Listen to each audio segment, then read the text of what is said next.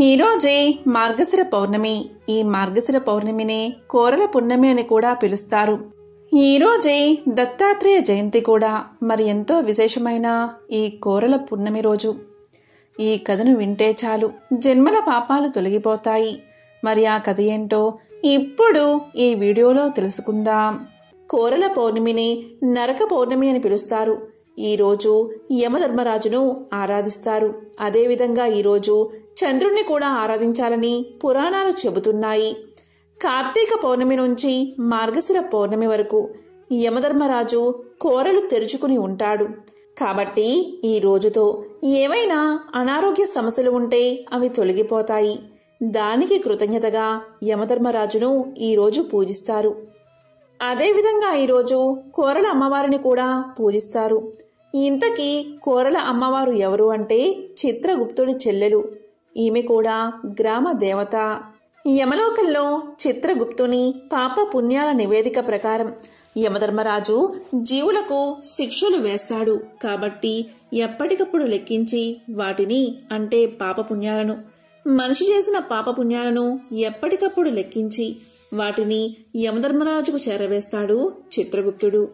ఈ విధంగా జీవుడు చేసే పాపాలకు శిక్ష వేసే క్రమంలో చిత్రగుప్తుడి పాత్ర ప్రధానమైనదని చెప్పవచ్చు. జీవుడు చేసిన పాప పుణ్యాలు కర్మల ముందుగా చిత్రగుప్తుడికే తెలుస్తాయి. తరువాతే అది యమధర్మరాజుకు చేరుకుంటుంది.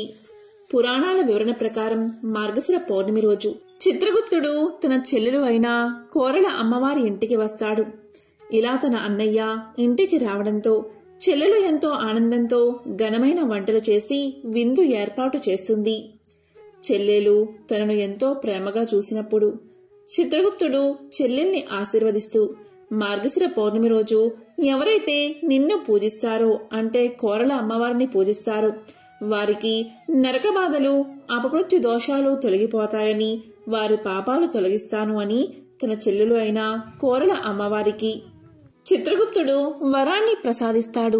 చిత్రగుప్తుడిపై గల అభిమానంతో ఆయన మాట నెరవేరేలా తాను కూడా సహకరిస్తానని యమధర్మరాజు మాట ఇస్తాడు. అప్పట్నుంచే మార్గశిర పౌర్ణమి రోజున కోరాలమ్మను పూజించడం ప్రారంభమైంది. ఈ విధంగా ఈ రోజుకు కోరల పున్నమిగా పేరు వచ్చింది. అందుకే ఈరోజు కోరల అమ్మవారికి చాలా గ్రామాల్లో ప్రత్యేక పూజలు చేస్తారు. కొన్ని ప్రాంతాల్లో ఈరోజు పోలేరమ్మ తల్లిని పూజిస్తే సకల కోరికలు నెరవేరతాయని నమ్ముతారు. పూర్వపు రోజుల్లో ఈ రోజును పెద్ద పండుగగా జరిపేవారు.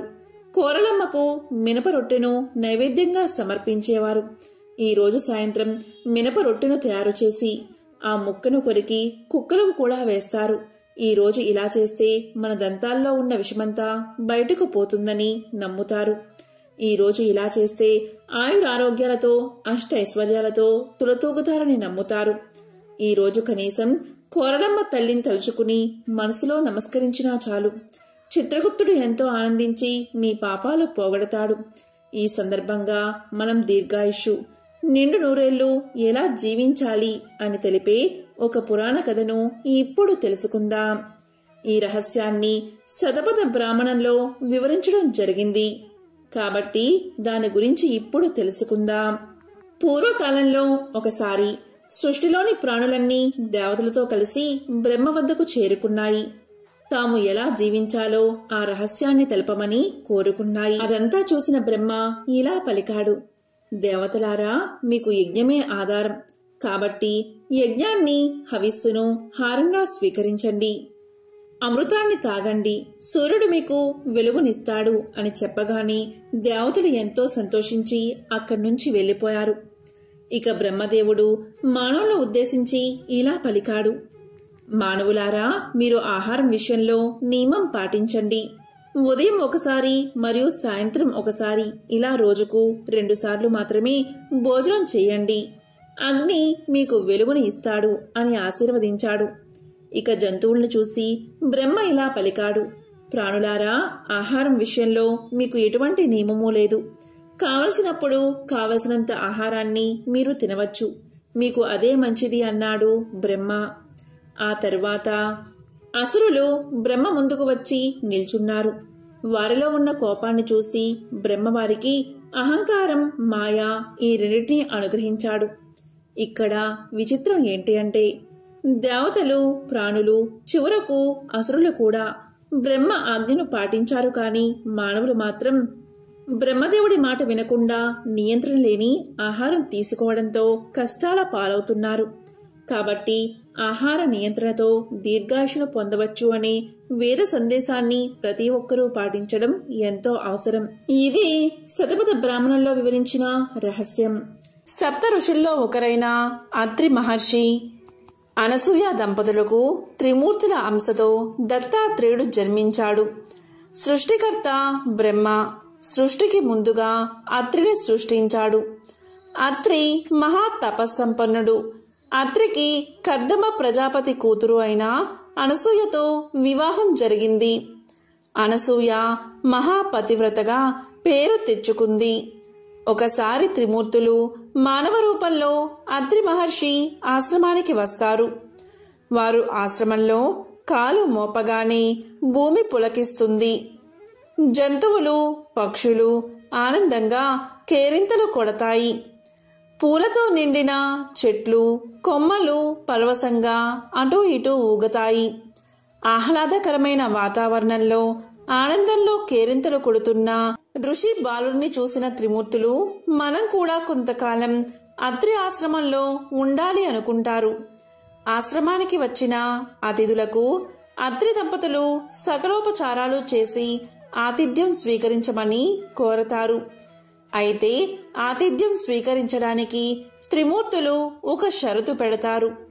అనసూయ శరీరంపై ఎటువంటి వస్త్రాలు లేకుండా నగ్నంగా వడ్డించాలి అని షరతు పెడతారు. వచ్చిన వారు సాక్షాత్తు త్రిమూర్తులే అని గ్రహించిన అనసూయ తన మంత్రశక్తితో త్రిమూర్తులను పసిపిల్లలుగా మార్చి వారికి స్తనమిచ్చి ఆకలి తీరుస్తుంది. ఆశ్రమంలో త్రిమూర్తులు ఆనందంగా గడుపుతూ ఉంటారు. సరస్వతి, లక్ష్మి, పార్వతులు భర్తలను వెతుక్కుంటూ అత్రి మహర్షి ఆశ్రమానికి వస్తారు. పసి పిల్లలుగా ఉన్న తమ భర్తలను గుర్తించలేక తమ భర్తలకు యథారూపం ఇవ్వమని అనసూయను కోరతారు. అప్పుడు అనసూయ తన మంత్రశక్తితో త్రిమూర్తులకు యథారూపాన్ని ఇస్తుంది. అత్రి దంపతుల భక్తి, వారు చూపించిన పుత్ర వాత్సల్యానికి మెచ్చి త్రిమూర్తుల అంశతో ముగ్గురు పిల్లలుగా జన్మించేటట్లు త్రిమూర్తులు వరమిస్తారు. తర్వాత కాలంలో మహా తపస్సంపన్నుడైన అత్రి మహర్షి నేత్రం నుంచి బ్రహ్మచంద్రుడిగా జన్మిస్తాడు. అనసూయ గర్భాన శ్రీ మహావిష్ణువు దత్తాత్రేయుడిగాను, మహేశ్వరుడు దూర్వాస మహర్షిగాను జన్మిస్తారు. శ్రీ మహావిష్ణువు అంశతో జన్మించిన దత్తాత్రేయుడిలో బ్రహ్మ మహేశ్వరులు శక్తి కూడా ప్రవేశించి దత్తాత్రేయుడు మహాజ్ఞానిగా మారతాడు. మహా తపస్సంపన్నుడైన దత్తాత్రేయుడు దేవతలకు, ఋషులకు, మానవులకు జ్ఞాన బోధ చేసి ఆది గురువుగా గుర్తింపు పొందాడు. దత్తాత్రేయుడు 16 అవతారాలతో కనిపించి భక్తులను అనుగ్రహించినట్లుగా కూడా చెప్తారు. దత్తాత్రేయుడి చరిత్రకు సంబంధించిన కొన్ని కథలను ఇప్పుడు తెలుసుకుందాం. పూర్వం ప్రతిష్టానపురంలో కౌశికుడు అనే బ్రాహ్మణుడు ఉండేవాడు. అతని అదృష్టం కొద్దీ సుమతి భార్యగా లభించింది. కౌశికుడు ఎంత కోపిష్టివాడో అతని భార్య అయిన సుమతి అంత శాంత స్వభావం కలది. కౌశికుడు నిత్యము కూడా బయట తిరుగుతూ ఇతర స్త్రీల పట్ల అధికంగా వ్యామోహం కలిగి ఉండేవాడు. దానికి విరుద్ధంగా సుమతి మహాపతివ్రత. కౌశికుడు ఎక్కువగా చెడు తిరుగుళ్ళు తిరగడంతో కుష్టు రోగం తెచ్చుకున్నాడు. అయినప్పటికీ సుమతి మాత్రం అతన్ని వదలకుండా దైవంలాగే సేవ చేసుకుంటూ తన జీవితాన్ని గడుపుతూ ఉంది. ఇలా ఉండగా కౌశికుడు ఒకనాడు వేశ్యకాంతను చూశాడు. తనను ఆమె దగ్గరకు తీసుకుని వెళ్లాల్సిందిగా ప్రతిరోజు భార్యను వేధించేవాడు. దాంతో సుమతి ఒకరోజు వేశ్య దగ్గరకు వెళ్లి వేశ్యను ఒప్పిస్తుంది. అప్పుడు సుమతి తన భర్తను భుజాలపై ఎక్కించుకుని వేసి ఇంటికి తీసుకుని పోతూ ఉండగా దారిలో ఒక చోట కౌశికుని కాలు చీకటిలో ఒక మునికి తగులుతుంది. అయితే ఆ కాలు తగిలిన వ్యక్తి మాండవ్య మహాముని. కౌశికుడి కాలు తనకు తగలడంతో మాండవ్యముని కోపంతో నన్ను బాధించిన నీ శరీరం సూర్యోదయం అయ్యేలోపు 1000 ముక్కలు కావాలి అని శపిస్తాడు. అక్కడే ఉన్న సుమతి మాండవ్యముని శాపం విని నా భర్త చనిపోకుండా ఉండాలంటే అసలు సూర్యోదయమే కాకుండా ఆగిపోవాలి అని కోరుకుంటుంది. ఆమె కోరిక నెరవేరి సూర్యోదయం కాకుండా అలాగే ఉండిపోతుంది. లోకమంతటా ఒక్కసారిగా తల క్రిందులు అయిపోయింది. అప్పుడు బ్రహ్మాది దేవతలు, తల్లి, సూర్యోదయం కాకపోవడం వల్ల లోకాలన్నీ తల్లడిల్లుతున్నాయి. నీ భర్త చనిపోకుండా మేము అతన్ని రక్షించి ఆరోగ్యవంతుణ్ణి సుగుణవంతుణ్ణి చేస్తాం అని తెలియచేస్తారు. దాంతో సుమతి తన శాపాన్ని ఉపసంహరించుకుని సూర్యోదయం కావాల్సిందిగా అనుమతించింది. అలా సూర్యోదయం కాగానే కౌశికుడు మరణిస్తాడు. వెంటనే అనసూయ అక్కడికి చేరుకుని అతన్ని పునర్జీవితుణ్ణి చేస్తుంది. ఇదంతా నువ్వు చేసిన సహాయం వల్లే జరిగింది అని అనసూయను దేవతలు మెచ్చుకుని ఏదైనా వరం కోరుకోమంటారు. అప్పుడు అనసూయాదేవి, త్రిమూర్తులు నా కడుపులో పుట్టేటట్లు అనుగ్రహించండి అని కోరింది. కొంతకాలం తర్వాత అనసూయాదేవి గర్భాన్ని ధరించి దత్తాత్రేయుడికి జన్మనిచ్చింది. దత్తాత్రేయుడు శ్రీమన్నారాయణుడి యొక్క 6వ అవతారమని భాగవతం, అదేవిధంగా విష్ణు పురాణం తెలియచేస్తుంది. అత్రి మహర్షి అనసూయ పుత్రుడే ఈ దత్తాత్రేయుడు. దత్తము అంటే సమర్పించుకోవడం. దత్తుడు జ్ఞానబోధ కోసం తన్ను తాను అంకితం చేసుకున్నాడు. అత్రి పుత్రుడు కాబట్టి ఆత్రేయుడు అనే పేరు వచ్చింది. పూర్వం జంబాసురుడు అనే రాక్షసుడు త్రిలోకాధిపత్యం కోసం శివుడి గురించి ఘోర తపస్సు చేశాడు. అతని తపస్సుకు మెచ్చిన శివుడు ప్రత్యక్షమై అతను కోరుకున్న వరాన్ని ఇచ్చాడు. ఇంకేముంది, జంబాసురుడు దేవతల మీద దండయాత్ర చేసి ఇంద్ర పదవిని చేజెక్కించుకుని ఇంద్రుణ్ణి తరిమి కొట్టాడు. పాపం, ఇంద్రుడు ఇతర దేవతలను తీసుకుని బ్రహ్మదేవుడు దేవతల గురువైన బృహస్పతి దగ్గరికి వెళ్లి సమాలోచన చేశాడు. వారు దగ్గర్లో సహ్యాది పర్వతం పైన ఉన్న దత్తాత్రేయుణ్ణి శరణు వేడమని, ఆయన తప్ప ఇంద్రుని ఆపద తీర్చేవారెవరూ లేరని సలహా ఇస్తారు. ఇంద్రుడు వారి సలహాపై దత్తాత్రేయుణ్ణి శరణు వేడుతాడు. దత్తాత్రేయుడు చిత్ర విచిత్రంగా ప్రవర్తిస్తాడు. అసలు ఇంద్రుణ్ణి గుర్తుపట్టినట్లు ఉంటాడు. ఇంద్రుడు అతన్ని పరిపరి విధాలా ప్రార్థించి నువ్వు తప్ప వేరే గతి లేదంటే చివరికి కరుణించి తన నిజ స్వరూపాన్ని చూపిస్తాడు దత్తాత్రేయుడు. ఇంద్రుడి ప్రార్థన ఆలకించి ఉపాయం చెబుతాడు దత్తాత్రేయుడు.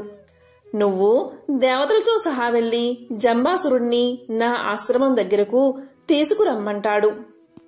దత్తాత్రేయుని ఆజ్ఞ ప్రకారం ఇంద్రుడు తన సైన్యంతో సహా వెళ్లి జంబాసురునితో యుద్ధం చేస్తున్నట్లు నటిస్తూ వెనక్కి నడుస్తూ దత్తాత్రేయుని ఆశ్రమం దగ్గరకు తీసుకొస్తాడు.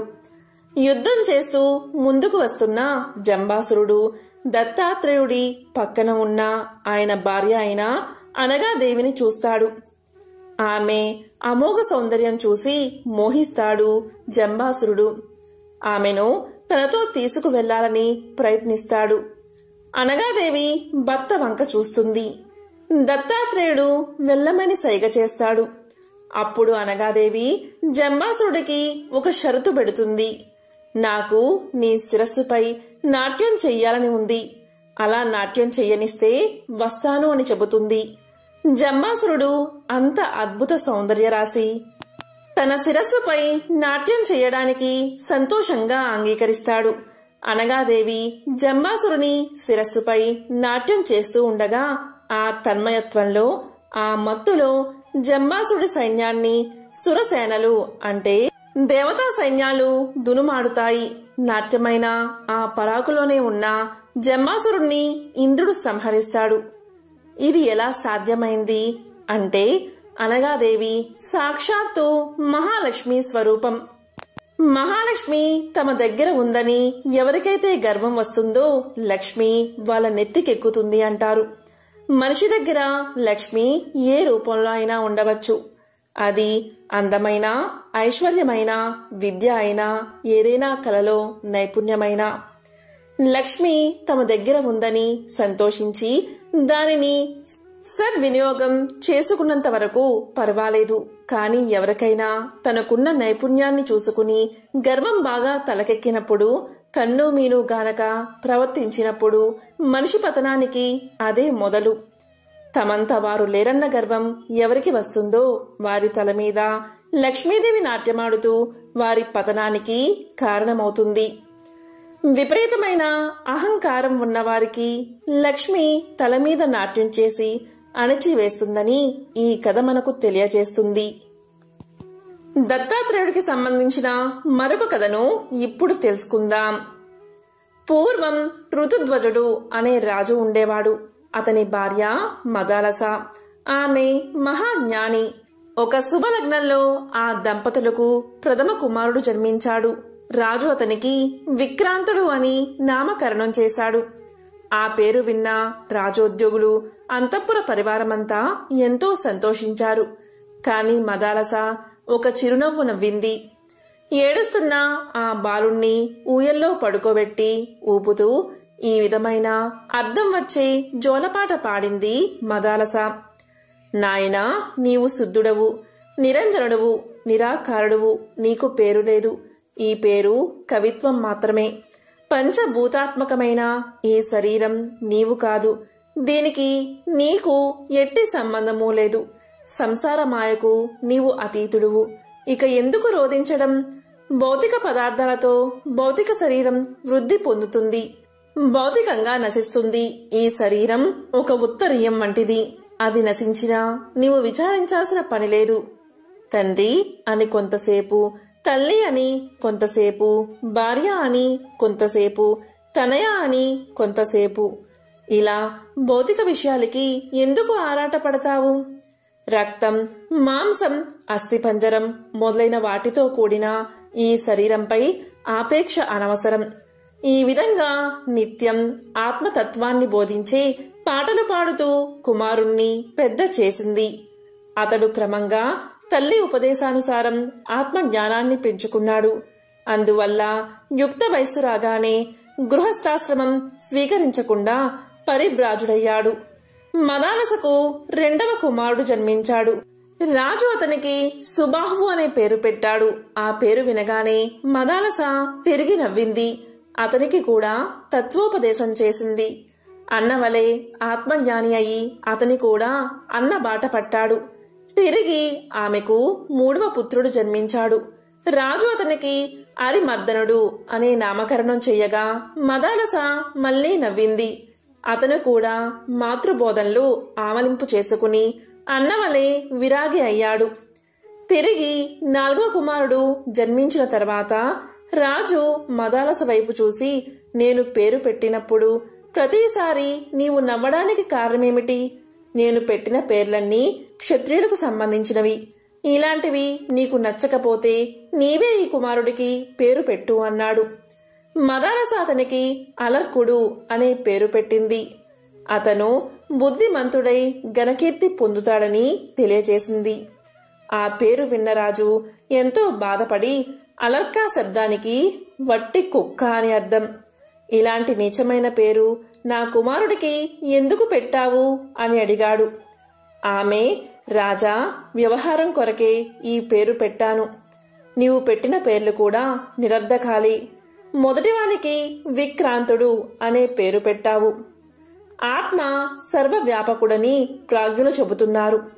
విక్రాంతుడు అంటే విశేష గమనం కలవాడని. అసలు చలనమే లేనివానికి విక్రాంతుడని పేరు పెట్టడం నిరర్ధకం కాదా? రెండవ వానికి సుబాహువు అనే పేరు పెట్టావు. అది కూడా వ్యర్థమే. ఆత్మకు ఆకార వికారాలు లేవు, అది నిరాకారం. మూడవ వానికి అరిమర్దనుడు అనే పేరు పెట్టావు. ఈ పేర్లన్నీ వ్యవహారికం కొరకే. కాబట్టి అలర్కుడు అని పేరు పెడితే వచ్చే నష్టమేమిటి అని పలికింది మదాలస. మదాలస అలర్కునికి తత్వోపదేశం ప్రారంభించగానే రాజు, మొదటి ముగ్గురు పుత్రులను విరాగులుగా చేశావు. ఇతన్ని కూడా అలా చేస్తావా? నా వంశాన్ని నాశనం చెయ్యాలి అనుకుంటున్నావా? ఇతన్ని కూడా సన్యాసిగా చేస్తావా? ఇతన్నైనా ప్రవృత్తి మార్గంలో ప్రవేశపెట్టు అని కోరాడు. భర్త ఆదేశానుసారం ఆమె అతనికి ఈ విధంగా ఉపదేశించింది. నాయనా, ఆయురారోగ్యాలతో వర్ధిల్లు, ఉత్తమ కార్యాలతో తండ్రిని సంతోషపెట్టు, సజ్జన రక్షకు దుర్జన శిక్షకు అవసరమైన కర్మ మార్గాన్ని అనుసరించు. నీవు గొప్ప పాలకుడిగా పేరు పొందుతావు, దేవేంద్ర వైభవాన్ని అనుభవిస్తావు. పరోపకార పరాయణుడివై జీవించు, పర స్త్రీల నుండి మనసు మళ్లించు, కీర్తి కొరకు ధనం వ్యయం చేయి, కష్టంలో ఉన్న ప్రజలను ఆదుకో, యజ్ఞయాగాదులు నిర్వహించి దేవతలను తృప్తిపరచు. సూర్యుడు భూమిపై గల జలాన్ని గ్రహించినట్టు సూక్ష్మోపాయంతో పనులు రాబట్టు. యమధర్మరాజు వలె అందరినీ సమదృష్టితో చూడు. ఈ విధంగా తల్లి బోధలు చేసినప్పుడు అలర్కుడు ఆవలింపు చేసుకుని పెరిగి పెద్దవాడై రాజ్యాన్ని ఎంతో సుభిక్షంగా పరిపాలన చేశాడు. ఎన్ని రాజభోగాలు అనుభవించినా అలర్కుడికి తృప్తి కలగలేదు, సంసార సుఖాలపై విరక్తి కలగలేదు. ఈ విధంగా అలర్కుడు విషయ ఆసక్తుడైపోవడం వనవాసంలో ఉన్న అన్న అయిన సుబాహుడికి తెలిసింది.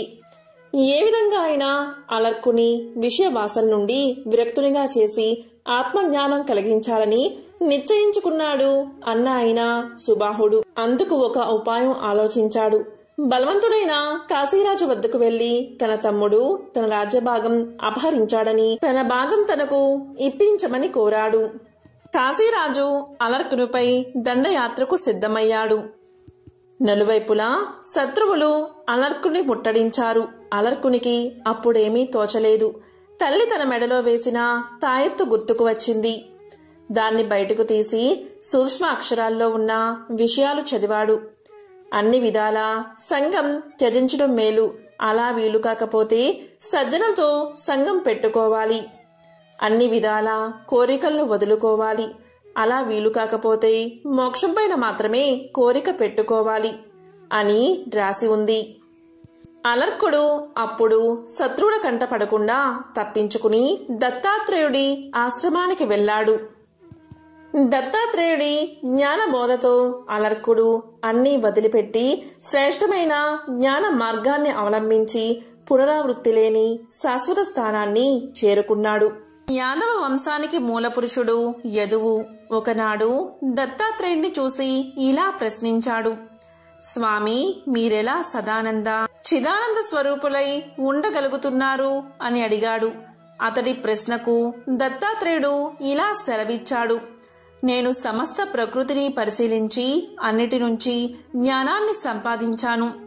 ప్రకృతిలో నాకు 24 మంది గురువులు ఉన్నారు. తాను ఎలా ఉండాలో ఎలా ఉండకూడదో వాటి నుంచే తెలుసుకున్నానని వివరించారు దత్తాత్రేయుడు.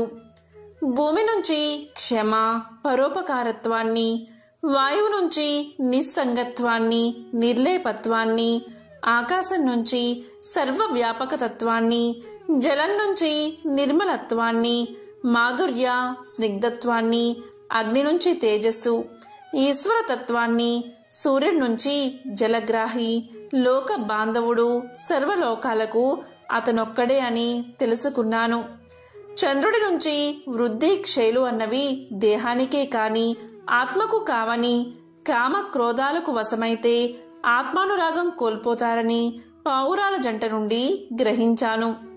దైవికంగా లభించిన దానికి తృప్తి చెంది లభించని దానికి పాకులాడకూడదని కొండ చిలువ నుంచి గ్రహించాను.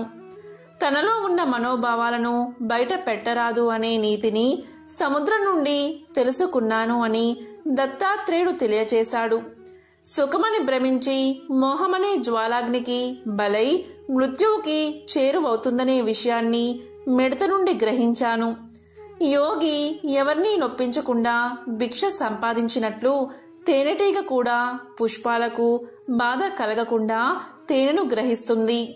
ప్రతి పుష్పాన్ని వదలకుండా తేనెను సేకరించినట్లే ఏ గ్రంథాన్ని ఏ ఒక్క విషయాన్ని వదలకుండా శాస్త్రాధ్యయనం చెయ్యాలనే సత్యాన్ని తేనెటీగ నుంచి తెలుసుకున్నాను.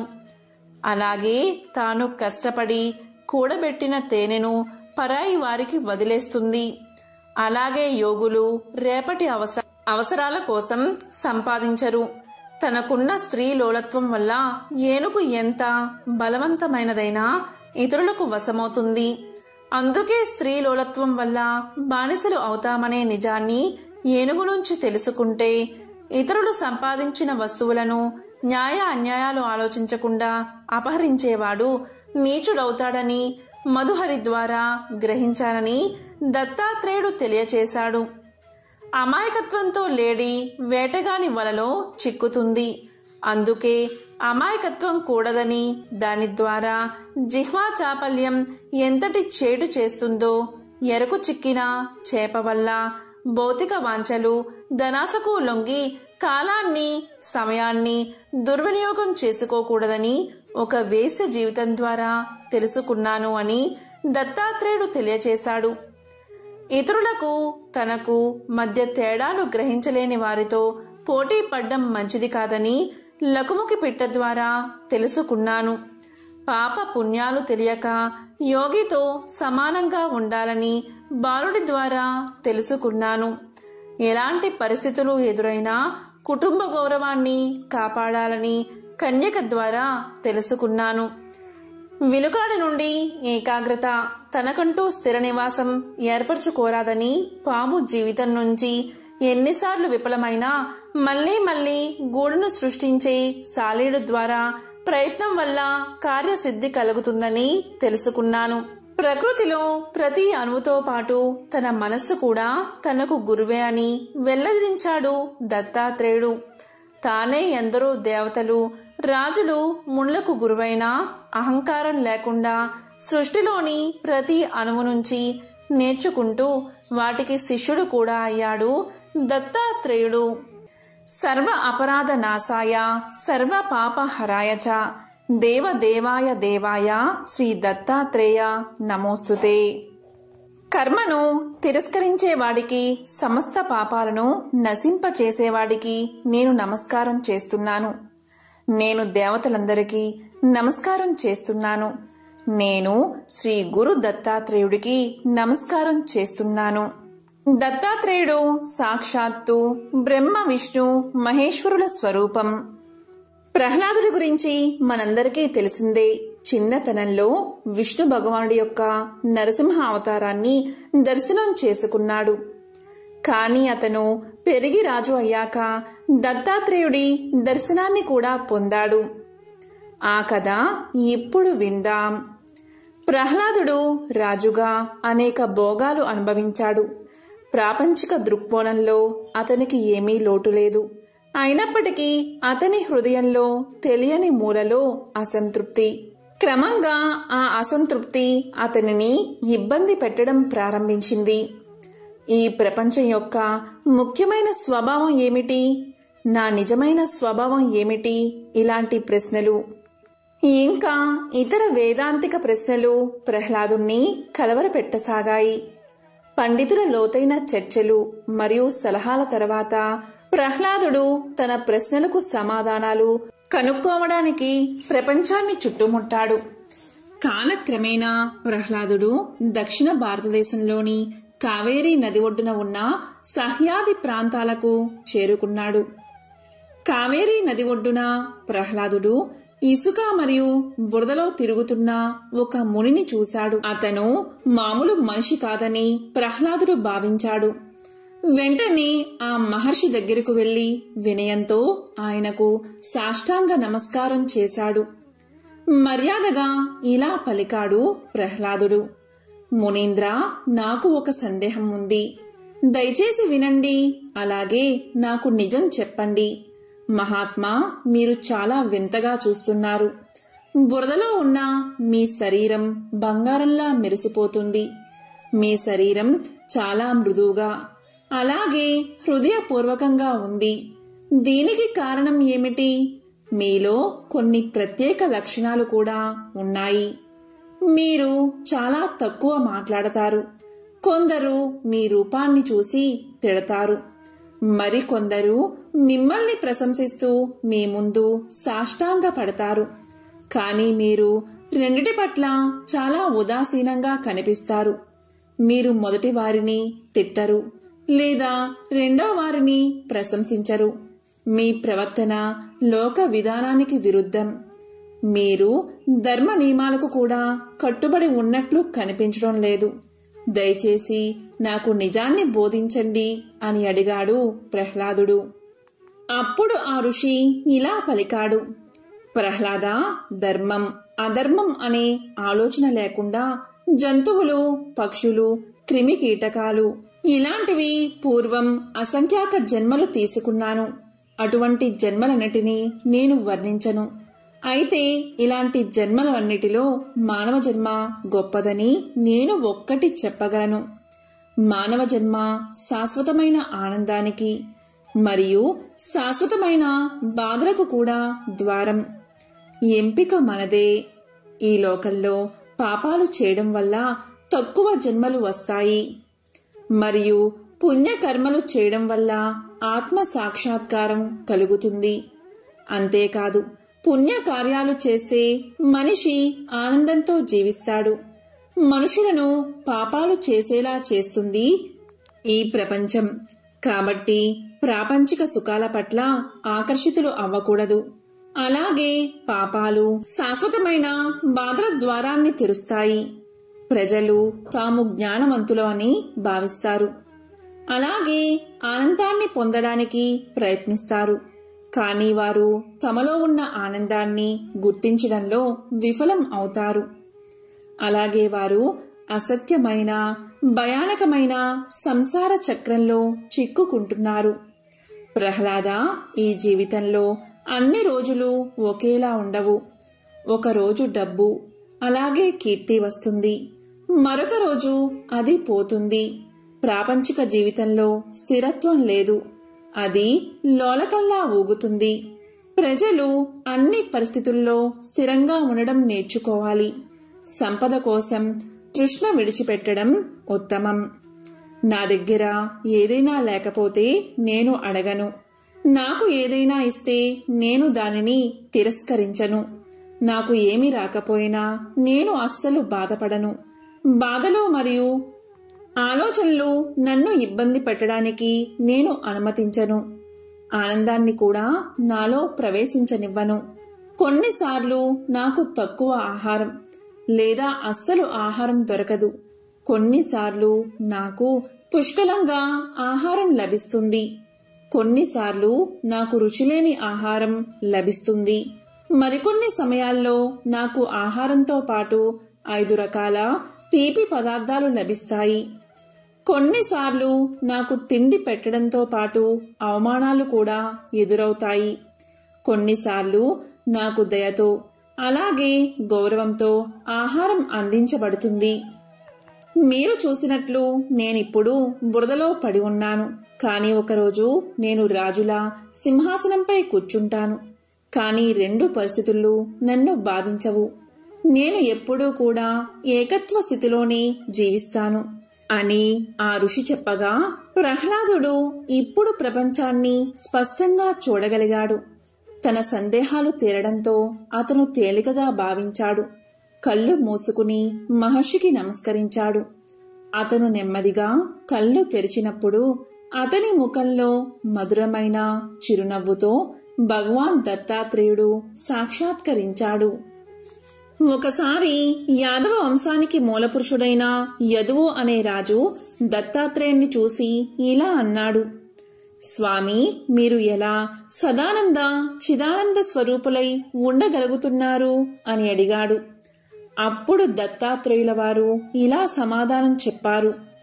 యదురాజా, నేను సమస్త ప్రకృతిని పరిశీలించి అన్నిటి నుండి జ్ఞానం సంపాదించాను. వాటి గురించి చెప్తాను, శ్రద్ధగా విను. ప్రకృతిలో నాకు 24 మంది గురువులున్నారు. కొన్నిటి నుండి ఎలా ఉండాలో తెలుసుకున్నాను, కొన్నిటి నుండి ఎలా ఉండకూడదో తెలుసుకున్నాను. ఆ విధంగా తానే స్వయంగా దేవతలు, రాజులు, మహర్షులకి ఎందరికో గురువైనప్పటికీ అహంకారం లేకుండా సృష్టిలోని ప్రతి అణువు నుండి నేర్చుకుంటూ శిష్యుడు కూడా అయ్యాడు దత్తాత్రేయుడు. ఈ జగత్తుకి ప్రకృతికి తానే గురువైనా కూడా మనందరిలో జ్ఞానమనే జ్యోతిని వెలిగించడానికి జగద్గురువైన దత్తాత్రేయ స్వామి ప్రకృతిలోని 24 తత్వాలను తన గురువులుగా ప్రకటించుకున్నాడు. అవి ఏంటి అంటే, మొదటిది గురువు. దత్తాత్రేయుడు తాను భూదేవి నుంచి ఓర్పు వహించడం కర్తవ్య నిర్వహణా ధర్మం. కార్యనిర్వహణలో ఎన్ని కష్టనష్టాలు వచ్చినా ఓర్చుకుని నిలబడ్డం, తన ధర్మం తాను తప్పకపోవడం, ఇలాంటి ఎన్నో విషయాలను తాను గ్రహించాను అన్నాడు. భూదేవి కన్నా ఓర్పు ఈ విశ్వంలో ఎవరికి ఉంటుంది? మానవుడు దుర్మార్గుడు. ఎన్ని అకృత్యాలకు పాల్పడినా ఓర్పు వహించి భరించేదే భూమాత. భూమిపై ఉండే వృక్షాలులాగా ఇతరులకు ఎలా ఉపయోగపడాలో నేర్చుకోవాలి అన్నాడు దత్తాత్రేయుడు. రెండవది వాయువు. గాలి మనకు పవిత్రత, వాసన లేని గుణం, అంటే ఎలాంటి విపరీత భావాలు లేకపోవడం, అందరితో తొందరగా కలిసిపోవడం లాంటి ఎన్నో గుణాలు నేర్పుతుంది. అందుకే మన మనసుని సాధ్యమైనంత వరకు మన అదుపులో పెట్టుకుని పరమాత్మ వైపు నడిపించే ప్రయత్నం చెయ్యాలి. ఇక మూడవది ఆకాశం. విశ్వాన్ని అంతా కప్పి ఉంచే ఆకాశం అంతటా వ్యాపించి ఉంది. ఎలా అయితే ఆకాశంలో ఎలాంటి పదార్థం ఉండకుండా పూర్తి ఖాళీగా ఉంటుందో, అలాగే ఒక జ్ఞాని తన ప్రవచనాల్లో కూడా ఎలాంటి భావాలను ఉంచుకోకూడదని చెప్పాడు దత్తాత్రేయుడు. నాలుగవది జలం, అంటే నీరు. ఋషి లేదా జ్ఞాని జలం లాంటివాడు. జ్ఞాని నీరుగా స్వచ్ఛమైన మనసు కలవాడు. ఇక ఐదవది అగ్ని. అగ్ని సమస్తాన్ని కబలించి ఆహారంగా స్వీకరిస్తుంది. అపవిత్ర పదార్థాలను స్వీకరించినా కాని తాను మాత్రం పవిత్రంగానే ఉంటుంది. అలాగే మనం కూడా సమస్తమైన జ్ఞానాన్ని నేర్చుకోవాలి, కాని మనం అపవిత్రం కాకూడదు. ఇక ఆరవది చంద్రుడు, ఏడవది సూర్యుడు, ఎనిమిదవది పావురం, తొమ్మిదవది కొండ చిలువ, 10వది తేనెటీగ, 11వది ఎలుగుబంటి, 12వది రాబందు, 13వది సముద్రం, 14వది మినుగురు పురుగు, 15వది ఏనుగు, 16వది జింక, 17వది చేప, 18వది వేశ్య, 19వది పసిపిల్లవాడు. ఇక 20వది కన్య, 21వది పాము, 22వది లోహపు పసివాడు, 23వది సాలె పురుగు, 24వది గొంగలి పురుగు. ఇలా ఈ 24 గురువుల దగ్గర నుంచి మంచి చెడులు అనేవి నేర్చుకున్నాను అని దత్తాత్రేయుడు యాదవరాజుకు తెలియజేశాడు. సర్వరోగ నివారణ దత్తమంత్రం. నమస్తే భగవన్ దేవ దత్తాత్రేయ జగత్ప్రభో, సర్వరోగ ప్రశమనం కురు శాంతిం ప్రయచ్చమే. సర్వపాప నివారణ దత్త మంత్రం. అత్రిపుత్రో మహాతేజ దత్తాత్రేయో మహాముని, తస్య స్మరణ మాత్రేన సర్వపాపై ప్రముచ్యతే. ఈ మంత్రాలను పఠిస్తే చాలు సర్వపాపాలు నివృత్తి అవుతాయి, అలాగే దరిద్రం దూరమవుతుంది. ఎంతో పవిత్రమైన విశేషమైన ఈరోజు ఈ కథను విన్నా, చదివినా, చెప్పినా, వినిపించినా జన్మల పాపాలు తొలగిపోతాయి. కోటి జన్మల మహాపుణ్యం మీకు కలుగుతుంది. ఓం నమః శివాయ. ఓం నమో నారాయణాయ. ఓం శ్రీ గురు దత్తాత్రేయ స్వామినే నమః.